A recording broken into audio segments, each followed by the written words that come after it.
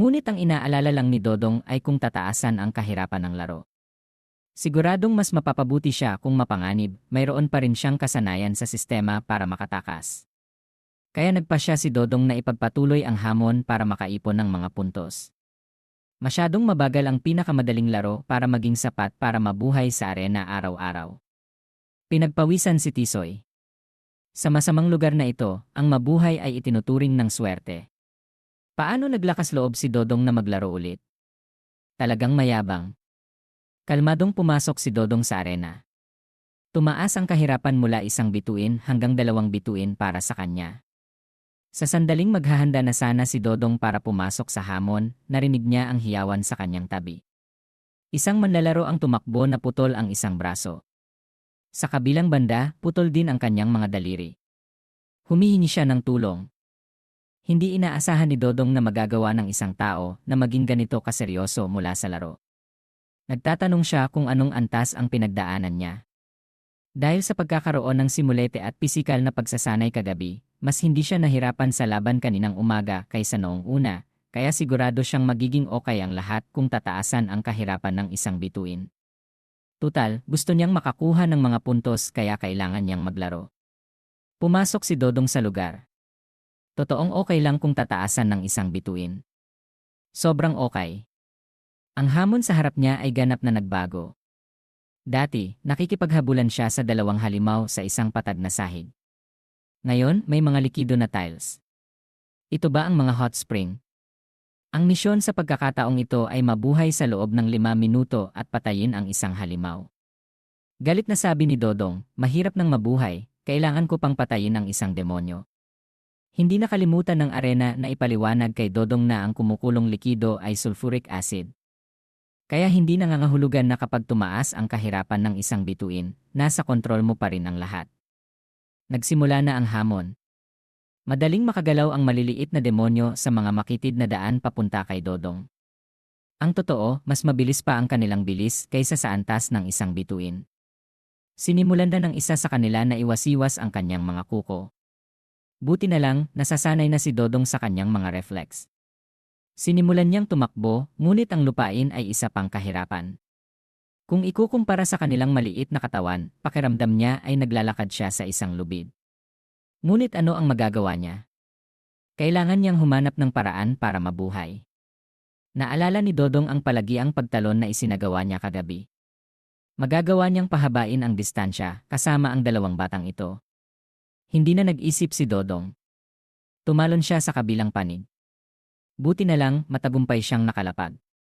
Kung gusto lang niyang mabuhay, magagamit ni Dodong ang kanyang kasanayan sa pagtalon para pahabain ang oras, ngunit ang problema ay kailangan niyang patayin ang isang halimaw ng walang armas.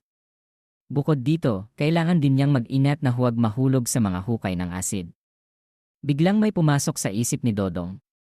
Hindi ba kaya rin ang asid na pumatay ng mga halimaw? Habang nag-iisip siya, natagpuan na siya ng 2 demonyo. Na-evade niya ang kanilang 2 pag-atake habang nagpaplano. Gagamitin niya ang sistema at hahawakan ang isa at itatapon sa hukay ng asid. Tunog kapani-paniwala ang plano, ngunit hindi alam kung magtatagumpay. Bukod dito, hindi pa umaabot sa 200 iya ang kanyang tibok ng puso. Hindi niya magagamit ang kasanayan sa pagbaliktad ng oras. Nagmura si Dodong. Hindi niya inaasahan na matakot siya sa sarili niya ng ganito. Kung hindi niya mahuhulaan ang direksyon ng kanilang pag-atake, hindi niya maiiwasan at mamamatay siya rito. Ngunit kung masugatan siya, tataas ang sakit at ang kanyang tibok ng puso para maabot ang kinakailangan. Kaya't habang sumusugod ang isa sa kanila, sinasadya niyang saktan ang kanyang sarili, ngunit hindi nakamamatay. Ngunit mas masakit pa ito kaysa sa inaakala niya. Habang tumataas ang kanyang tibok ng puso sa 180, galit na sinugat ni Dodong ang kanyang sarili at hinimok ang kanyang puso na mas bumilis pa. Umabot na ito sa 175 yen. Sa tamang sandali, sabay na sumugod ang 2 halimaw at napagana ang sistema. Sa wakas, nakita niya ang paraan ng pag-atake nila. Sisipain siya ng isa para mahulog sa asid sa kanan, kaya iiwas siya papunta sa kaliwa para iligtas ang kanyang buhay. Ngayon, kailangan niyang harapin ang isa sa kanila bago matapos ang kasanayan at oras. Isang pagkakataon lang ang mayroon siya. Pagkatapos ng tatlong paghaharap, napagtanto niya na may posibilidad na atakehin ng mga halimaw ang isang tao ng direkta. Kaya ang pinakamagandang oras para kumilos si Dodong ay pagkatapos niyang iwasan ang kanilang pag-atake. Dadalhin niya sila sa gilid ng tulay para mas madali. Tumakbo at tumakbo ang mga halimaw kay Dodong. Sa mismong sandali na naiwasan niya ang kanilang atake, sinipa niya ng malakas ang halimaw na parang sumisipa siya ng bola. Nahulog ang halimaw sa asid. Nagpupumiglas ito habang kinakain ang kanyang katawan. Nagpupumilit naman si Dodong pagkatapos ibuhos ang kanyang lakas sa atake na nakabitin sa tulay. Nataranta siya pagkatapos ng paggawa ng marka kanina. Kung hindi siya nagtagumpay, siya na sana ang nasa hukay. Sinubukan ni Dodong ang lahat para makabawi. Mayroon pang 2 minuto at isang halimaw na natitira, ngunit ang kanyang sugat ay patuloy na dumudugo na naging sanhi ng pagkahilo sa kanya. Halos hindi na niya makita ang nasa harapan niya. Kung magpapatuloy ito, mamamatay siya rito. Sa sandaling ito, muling lumabas ang sistema bilang isang tagapagligtas at pinahusay ang kasanayan sa pagbaliktad ng oras para kay Dodong mula sa antas 1 hanggang antas 2. Siyempre, walang libre at kinailangan niyang gumamit ng 300 puntos para i-upgrade. Pagkatapos mag-level up sa 2, bababa ang cooldown time sa 8 minuto at mahuhulaan niya ang galaw ng kalaban sa loob ng 5 segundo. Inulit ni Dodong ang kanyang mga puntos. Kagabi, nawalan siya ng 100 puntos para sa kaligtasan at 100 puntos para sa pagkabigo sa misyon ng simulation. Ngayon, nakakuha siya ng 300 puntos sa pagwagi sa isang laro, kaya mayroon siyang kabuang 400 puntos. Kung mag-upgrade siya, bababa din ang kanyang tibok ng puso para i-activate. Nagdurugo siya ng husto. Tiyak na hindi siya makakaligtas sa kasalukuyang estado. Walang ibang pagpipilian si Dodong kundi ang i-upgrade ang kasanayan. Kakailanganin niya ang tibok ng puso na 160 para mag-activate at magkakaroon siya ng karagdagang 2 minuto ng acceleration. Gusto ni Dodong ang epekto sa acceleration. Parang mas napalakas siya. Mayroon lang siyang isang pagkakataon. Determinado si Dodong na iwasan ang bawat atake nito ng tumpak. Ito ang tanging pag-asa niya para mabuhay. Pagkatapos maiwasan ang bawat pag-atake nito ng tumpak, nakatanggap si Dodong ng 2 minuto na acceleration. Madali na siyang makaiwas kahit na hindi niya mahulaan ang pag-atake nito. Pakiramdam ni Dodong ay magaan ang kanyang buong katawan. Totoo bang tumaas ang kanyang bilis? Para subukan ito, tumakbo siya ng 1 beses sa halimaw. Nagalit ito nang dumaan si Dodong sa mukha nito na parang isang hangin. Pagkatapos siyang mapabilis, mas madaling iwasan ni Dodong ang halimaw. Kailangan lang niyang dagdagan ng kaunti ang bilis para hindi siya maabot. Baka mas mabilis pa siya kung hindi siya nasugatan. Sa sandaling ito, pakiramdam ni Dodong na hindi sayang ang 300 puntos na ginastos niya para mag-upgrade. Talagang siya ay isang master spender.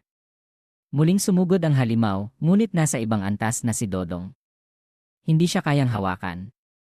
May 40 segundo na lang siyang natitira bago matapos ang acceleration. Gagamitin niya ang halimaw na ito para subukan ng kaunti ang kanyang kasanayan. Pakiramdam niya ay mas madali na itong talunin ngayon. Kaya isa pang sipa sa hukay ng asid. Siyempre, sa katawan ng halimaw, hindi kay Dodong. Ipinahayag ng arena na nagtagumpay siya sa hamon. Ang gantimpala ay 500 puntos. Ngayon ay bumalik na siya sa pampublikong lugar.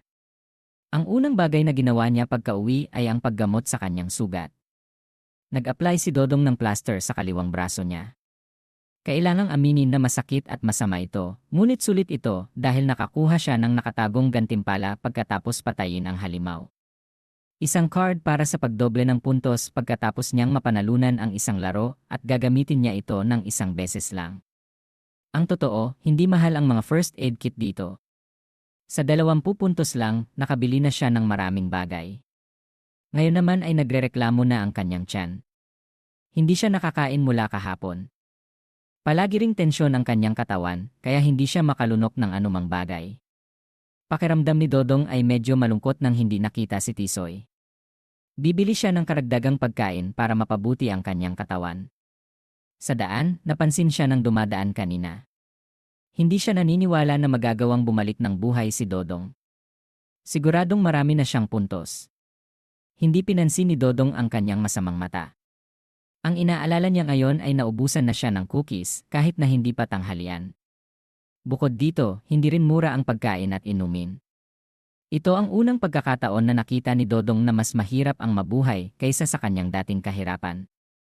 Kung gusto niyang kumita ng mas mabilis at mas maraming puntos, kailangan niyang harapin ang mas mapanganib na mga hamon. Hindi na lang muna siya kakain bukas. Gutom na rin naman si Dodong. Sa sandaling maghahanda na sana siyang umalis, hinawakan ng dumadaan kanina ang isang pakete ng cookies para takutin si Dodong. Kung bibili lang siya sa oras na ito, wala siyang makukuha. Paano makakaligtas ang isang 18 taong gulang na nagugutom? Anong pakialam mo? Nairita si Dodong. Tumawa ng malakas ang dumadaan. Siyempre, wala siyang magandang intention. Para mabili ni Dodong ang kanyang cookie, kailangan niyang gumamit ng 400 puntos. Nagtataka si Dodong kung ang taong ito ba ang sagisag ng kapitalista. Sa makina, nagkakahalaga lang ito ng 80 puntos, ngunit masyado ring mahal. Siyempre, hindi bibili si Dodong ngunit sinimulan na siyang lapitan. Inakbayan siya nito at tinapik ang pakete ng cookies sa kanya. Umalis ka lang pagkatapos mong bumili ng cookies. 400 puntos na ang pinakamurang presyo. Ituring na natin na nagkakakilala. Sa hinaharap, babantayan natin ang isa't isa. Siguradong marami kang puntos pagkatapos maglaro ng 2 laro sa isang araw, hindi ba? Napagtanto ni Dodong na tinitingnan niya ang kanyang mga puntos sa pamamagitan ng pagbebenta ng pagkain. Nagtataka siya kung dapat ba niyang suntukin ang kanyang malanding mukha. Kung hahayaan lang niya siya, lalapit na naman sila sa kanya sa susunod. Bigla niyang mahigpit na kinurot ang leg ni Dodong, nagbabanta. Kung hindi ka bibili, huwag mo akong sisihin sa pagbali ng binti mo. Bulong niya kay Dodong ang aral ng pagyuko sa mga mas malalakas para mabuhay. Ayon sa mga tuntunin, hindi sila maaaring pumatay ng mga tao, ngunit kung nabalian ng braso o binti ang isang tao, mabubuhay ba sila sa isang laro? Nagtataka siya. Pagkatapos ay nilagay niya ang bracelet sa mukha ni Dodong, hinihiling sa kanya na maglipat ng mga puntos. Nakita niyang nakatayo pa rin si Dodong kaya tinapik niya ang kanyang mukha at nagpakita ng kawalan ng pasensya. Nag-iisip si Dodong. Sa kanyang mga mata, hindi siya masyadong malakas, ngunit mayroon siyang 2 alipors na kasama niya. Sa huli, dapat ba niyang tiisin ang pananakot na ito? Itinaas ni Dodong ang kanyang kamay. Masaya siyang naghintay na ilipat niya ang 400 puntos na hindi man lang siya makapaniwala, ngunit ang natanggap niya ay ang puwersang 400 Newton na nanggaling kay Dodong. Bumagsak siya sa lupa pagkatapos ng kanyang bahagyang kurot. Hindi ko ibibigay ang aking mga puntos sa mga nagpapasuso tulad mo, sabi ni Dodong. Para mabuhay sa isang lugar kung saan tinatapakan ng malalakas ang mahihina, kung magtitimpi siya, mas lalo silang tatapak sa kanya. Kung hindi niya mapapanatili ang kanyang mga puntos, ano pang kahulugan ng laro? Mga demonyo, kunin siya, iniutos ng dumadaan. Nagsimula ng sumugod ang dalawa. Nagsimula ng maghintay ang mga manonood. Alam nilang lahat na ang dumadaan kanina ay si Agot Hijen na espesyalista sa panginikil ng mga puntos sa mga baguhan. Lumitaw din si Tisoy, ngunit komplikado ang kanyang mukha na parang hindi niya gustong tulungan si Dodong. Harapin ni Dodong ang mga ito. Hindi niya alam kung bakit siya pinili ng sistema, ngunit sigurado siyang hindi siya magiging isang duwag kahit na napakarami nila. Mayroon pa rin siyang pagkakataong manalo basta't umaabot sa 160 ang kanyang tibok ng puso. Habang nag-iisip siya, lumitaw ang isang matangkad na tao sa kanyang likuran. Napakalakas ng kanyang suntok na nahirapan si Dodong na ipagtanggol, ngunit nakuha pa rin niyang hawakan ang kanyang nasugatang braso. Ginagamit niya ang kanyang daliri para tusukin ang bukas na sugat ni Dodong. Sa sandaling iyon, gumanti sa kanya si Agot Hijen sa pamamagitan ng pagsuntok sa kanya ng malakas mula sa likod. Tumilapon si Dodong sa sulok ng dingding. Inutusan ni Agot si Dindo na baliin ang kanyang binti. Sumugod siya kay Dodong. Pakiramdam ni Dodong ay masakit ang kanyang buong katawan, ngunit umaabot pa lang sa 152 ang kanyang tibok ng puso. Nagtatanong siya kung siya ba ay isang mahina na umaasa lang sa sistema at mabilis na natatalo kapag walang tumulong. Ngunit kahit na ganoon, hindi pa rin susuko si Dodong. Sa sandaling dumating ang higante sa kanyang harapan at pinuntirya ang kanyang kaliwang binti, na itulak na ang tibok ng puso ni Dodong hanggang 160. Nakita niya ng malinaw sa susunod na 5 segundo na babaliin ng kanyang malakas na paa ang kanyang binti. Kaya binawi ni Dodong ang kanyang paa at naiwasan ang atake. Sa sandaling iyon, matagumpay na napagana ang 2 minuto na acceleration. Ginamit ni Dodong ang bilis para gumanti at tumakbo sa likuran ng kalbong lalaki at ibinaon ang kanyang ulo sa dingding ng malakas. Nagtataka siya kung paano biglang tumaas ang bilis ni Dodong ng ganito. Sumugod si Agot Hejen mula sa likod para atakehin si Dodong. Desidido si Dodong na tapusin ito sa isang dalaw. Napakabilis niya kaya hindi siya kayang maabot ni Agot Hejen. Umikot si Dodong para makakuha ng momentum at sumipa ng malakas sa kanyang ulo na naging dahilan para mahulog siya sa lupa. Dumura siya ng dugo sa sobrang sakit. 3 tao ang madaling napatumba ni Dodong. Aling binti mo ang gusto mong baliin ko, lumapit si Dodong. Dapat ko bang durugin ang iyong ulo gamit ang aking paa, sabi ni Dodong. Alam mo ba kung sino ang kilala ko, matigas pa ring sabi ni Agot. Hindi nag-atubili si Dodong at inangat ang kanyang paa. Lumalabas na may nagtatago sa likod niya na naglakas loob sa kanya na kumilos ng ganoon. Sandaling ibababa na sana ni Dodong ang kanyang paa, sumigaw siya kaagad para humingi ng tulong at nangakong bibigyan siya ng cookies. Bumagsak ang paa ni Dodong sa lupa sa harap ng kanyang mga mata na naging dahilan para pawisan siya. Biro lang naman daw niya. Hindi niya hahayaang sirain ni Dodong ang mga tuntunin ng pinuno. Kinuha ni Dodong ang cookies mula kay Agot Hejen bilang kabayaran sa pang-aasar sa kanya. Pinagmamasdan ni Tisoy mula sa malayo. Tiyak na kailangan niyang makuha si Dodong. Pagkaalis ni Dodong, naaalala na ni Agot ang kanyang mukha at pangalan. Siguradong tatawag siya ng isang tao para maghiganti kay Dodong. Bumalik si Dodong sa kanyang silid at kumain ng cookies. Hindi niya alam kung maglakas loob pa rin si Tisoy na kausapin siya pagkatapos nito, ngunit hindi siya nagsisisi na bigyan ng leksyon ang mga yon. Sa sandaling ito, nag-anunsyo ang S na nagbago ang kanyang ranggo. Kuryoso si Dodong, binuksan niya ang listahan ng ranggo para makita. Na-update ito kasabay ng real-time. May kabuang 324 na manlalaro at siya ay niraranggo sa 276. Nagtataka siya kung ilang puntos ang nasa unang posisyon. Iyon ay si Gino Fong na may 1-0-0-0 puntos. Nakaranggo sa pangatlo si Agot Hejen. Ito ba ang dahilan kung bakit naglakas loob siyang magmayabang ng ganoon? Parang komplikado na ang lahat. Pumunta si Dodong sa kwarto ni Tisoy para magkaroon ng karagdagang impormasyon. Siya lang ang malalapitan niya. Kaya't nag-usap ang dalawa sa pasilyo. Tumingin sa paligid si Tisoy at inihayag ang masamang balita kay Dodong. Ang nakaranggo sa top 3 na si Arnold Hejen ay ang kapatid ni Agot Hejen. Salamat sa proteksyon ng kanyang kapatid kaya siya kumilos ng ganoon. Nagtataka si Dodong kung nakatayo ba si Arnold Hejen sa top 3. Idinagdag pa ni Tisoy na hindi lang siya malakas, kundi nakakatakot din sa kanilang antas. Sinusubukan ng ilang tao na bawasan ang bilang ng mga namamatay sa mataas na laro. Hinati nila ang nangungunang 30 manlalaro sa listahan ng ranggo sa 3 grupo. Kailangan ng bawat manlalaro ng isang laro at ang mga cookies ay umaabot sa libu-libong piraso. Si Gino Fong, Lorenzo Chang, at Arnold Hejen ang mga pinuno ng 3 pangkat. Siyempre, lahat sila ay malalakas.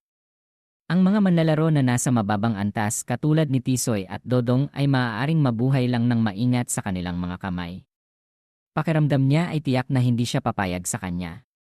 Sa simula, gusto niyang bumuo ng isang pangkat kasama si Dodong ngunit medyo mapanganib ngayon na nakaugnay na siya kay Arnold Hejen. Ngunit kay Dodong, kailangan niyang panatilihin ang kanyang mga puntos. Ginawa ni Tisoy ang dahilan para harapin ang hamon para maiwasan ang pagkakamali sa pagkakaroon ng malapit kay Dodong para hindi mapansin ni Arnold Hejen. Hindi na nag-isip si Dodong. Sa kanyang isip, mayroon lang siyang isang pag-iisip. Kung nakatayo siya sa top 1, nangangahulugan na walang sinuman ang bugulo sa kanya. Kaya araw-araw, nagpupumilit si Dodong na kumuha ng mga puntos. Nagulat ang kanyang mga kasama sa silid sa bilis ni Dodong sa pagkuha ng mga puntos. Wala pang 1 linggo, mayroon na siyang 2,000 puntos. Sinabi ng isa sa kanila na hindi nila dapat gambalain si Dodong kung ayaw nilang magkaroon ng problema. Ano kung nakakuha siya ng mga puntos ng mabilis? Ang mahalaga ay kung sino ang nabubuhay hanggang sa huli. Habang ginagawa niya ang kanyang misyon, hindi pa rin nakalimutan ni Dodong na panoorin si Arnold Hejen. 3 araw na ang nakalipas ngunit wala pa ring gumagalaw. Muntik na niyang makalimutan ang bagay na ito. Para makakuha ng mga puntos ng mabilis, nagtakda siya ng iya ng 2 laro bawat araw. Dahil doon, umakyat siya sa ika-negatibo 171. Gabi-gabi, sumasali siya sa simulate ground ng sistema. Ngayon, may kumpiyansa na siyang sabihin na makokompleto niya ng madali ang ilang larawan sa antas ng isang bituin. Habang ginagawa niya yon, pinagmamasdan din ni Dodong ang lugar na ito. Walang araw o labasan. Wala siyang paraan para malaman kung nasaan siya. Sa antas ng bata, napaka-basic ng mga pasilidad. Bukod sa mga pampublikong lugar, mayroon ding gymnasium at paliguan. Siyempre, kailangan ng mga puntos para gamitin ang bawat isa. Dito ng maraming araw, nawala na si Dodong sa mundo. Naglalaro lang siya ng walang tigil at kapag nakita niyang tumataas ang kanyang mga puntos, nararamdaman niya na hindi ito panaginip. Tumigil si Dodong sa harap ng isang kakaibang pinto. Sa likod nito ay ang intermediate level game. Kinumpirma ng arena ang karapatang sumali ni Dodong. Ang mga pattern ay bumukas pagkatapos na mapatunayan. Sumasali lang ang